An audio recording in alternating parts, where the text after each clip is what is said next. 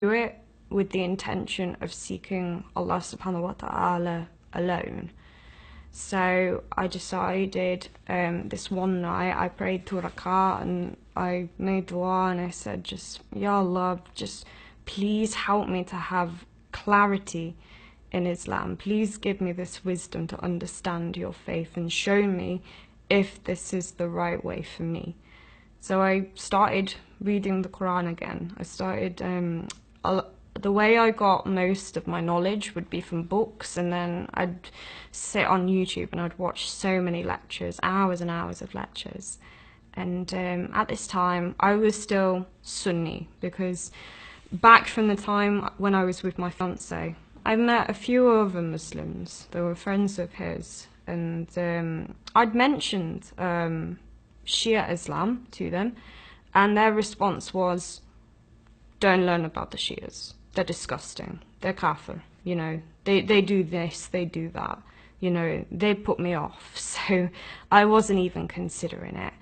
But this one day kind of, and I see it as a miracle now, I just sitting on YouTube watching lectures, I came across this one lecture, and from the start I noticed it was quite different from other lectures I'd been watching, because, you know, people were shouting salawat, and at the time I didn't know what salawat was and why they were doing it. And I quickly realised that actually this was a Shia lecture that I was watching.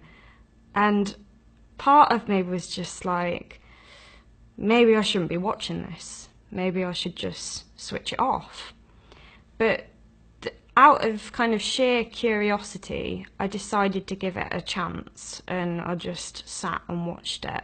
And the speaker was Dr. Sayyid Ahmad Naqshbandi, and the video I was watching was discussing the Shia view on the wives of the Prophet sallallahu alaihi wasallam. And I was expecting, I don't know what I was expecting. I was just expecting it to be a joke, really, and a just massive insult. But just the way he spoke was with such eloquence and dignity and honor as well. I liked the fact that he was doing academic discussion, but he wasn't cursing anyone. He wasn't, you know, calling the wives in any kind of derogatory names. It was all very respectful, and I appreciated that. And I just couldn't help but just like listen to these arguments and think they actually make sense. I can see where he's coming from. So, but kind of part of me didn't want to believe it, because again, it was this fear. I'd been taught that the Sahaba and the wives of the Prophet, you know, you cannot criticize them at all. Like, any slight criticism, that means that you're a disbeliever in the eyes of Allah subhanahu wa ta'ala. So even though I did believe it, I didn't really want to. And by the end of this lecture, just like, I found it so bizarre, like when they were talking about Imam Hussein alayhi salam, and everyone had started crying, and I was sitting there thinking, why are they all crying? I don't understand. This is really strange. I didn't understand how they could sit there and cry about a man who lived over, 1400 years ago. It was very, very strange. But it was simply because of those arguments that Ahmad Naqshbandi made, I decided, well, maybe I should watch a few more of his lectures, and I did, alhamdulillah. And I learned so much. All these misconceptions I had about Shia Islam, they just disappeared. There was a reason why the Shias do what they do. They do it because of the Quran, and they do it because of the Sunnah. And following on from that, I learned about the Ahlul Bayt alayhi salam, and I watched the biographies of each member, and I just really did feel a love, and I felt a renewed sense of love for the Holy Prophet sallallahu alaihi wasallam, and then his family as well. And it was just so incredible and so moving to know these people in such an intricate way. And it made sense to me that the Prophet would not leave his ummah without a leader, because this was the same man who would cry at night for his ummah. He was scared for his ummah. He was scared that people were going to go astray. So why would he, and why would Allah himself leave these Muslims alone without a leader? And when I learned about Ghadir, and just knowing about the life of Imam Ali alayhi salam, it is as if Allah subhanahu wa ta'ala prepared Imam Ali from the very beginning to be the successor of Prophet Muhammad.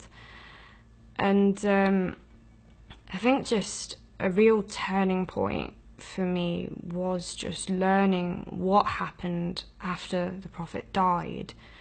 I realised that I'd been lied to about certain things. I realised that, you know, I'd been to Friday prayers before, and the Imam, he was just like saying, oh, you have to hold on to Quran and Sunnah.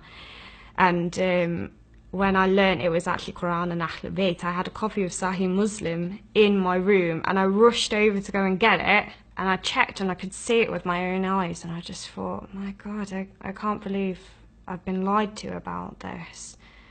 And then kind of even more severely, when I learned about the story of Fatima Zahra alayhi salam, you know, I've been told by Sunnis that Fatima had died of grief when her father had died.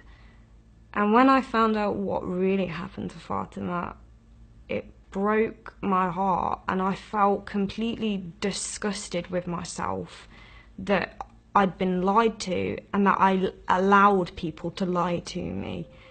And it broke my heart in so many ways. And I think what resonated me with the story of the attack on Fatima's house was, you know, when her ribs were broken, I just imagined the agony that she would have gone through.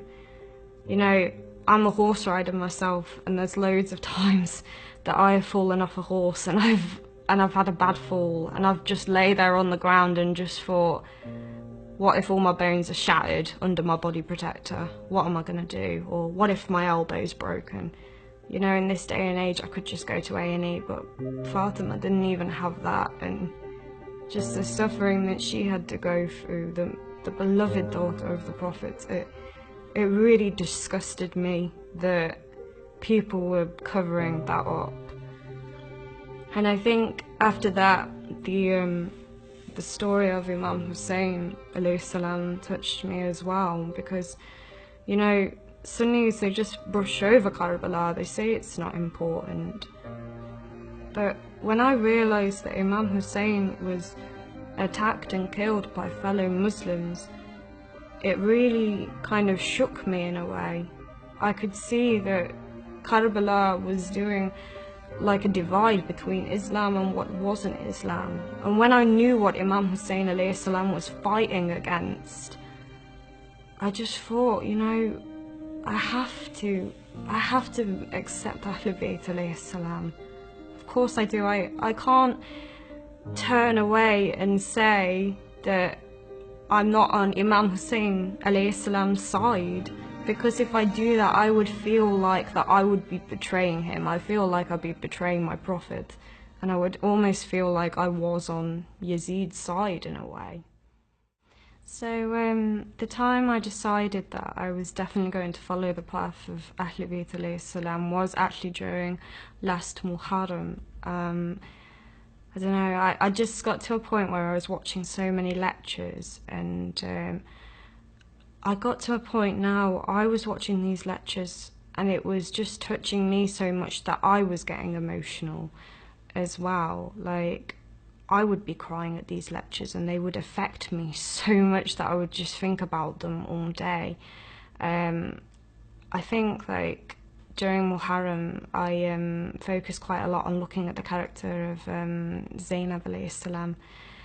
And when I learned of her story, I sobbed for about an hour after finishing that lecture because of what she had gone through. I couldn't believe that one human being could face so much you know, losing your family like that, I just couldn't imagine it.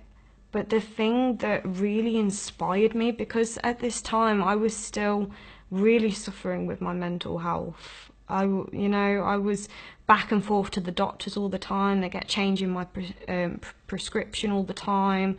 I was on various different pills, and some of them were having really bad side effects on me, and it was just a really exhausting process.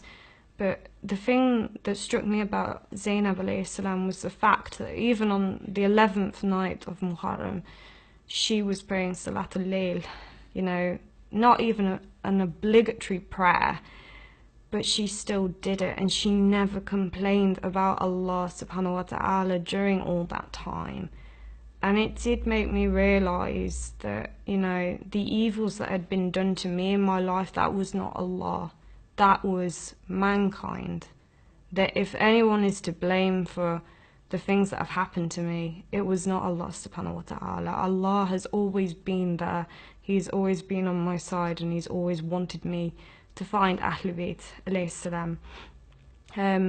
So after that I decided, yeah, I've got to be a Shia, and I decided as well, you know, I'm going to adopt an Islamic name.